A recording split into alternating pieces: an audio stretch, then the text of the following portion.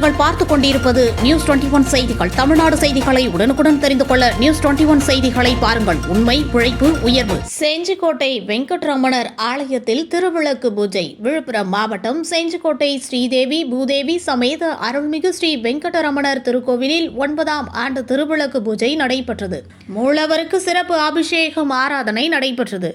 திருக்கோவிலுக்கு பூஜையை ஸ்ரீரங்க பூபதி கல்வி நிறுவனர்கள், தாளாளர்கள், ரங்க பூபதி இயக்குனர், சாந்தி பூபதி, வைகை தமிழ்ச்செல்வன், ஜெயந்தி தமிழ்ச்செல்வன் ஆகியோர் கலந்து கொண்டு குத்துவிளக்கேற்றி திருவிளக்கு பூஜை துவங்கி வைத்தனர். அதனைத் தொடர்ந்து 1008 பெண்கள் திருவிளக்கு பூஜையில் கலந்து கொண்டு வேதங்கள் போத பெண்கள் வழிபாடு செய்தனர். ஸ்ரீதேவி பூதேவி சமேத வெங்கடரமணர் சிறப்பு அலங்காரத்தில் பக்தர்களுக்கு அருள் பாலித்தார். இதில் ஏராளமான பக்தர்கள் கலந்து கொண்டு சுவாமி தரிசனம் செய்தனர். பக்தர்களுக்கு அன்னதானமும் வழங்கப்பட்டது. நியூஸ் 21 செய்திகளுக்காக விழுப்புரம் மாவட்ட செய்தியாளர் அருண் பிரகாஷுடன் ஒளிப்பதிவாளர் ராஜாமணி.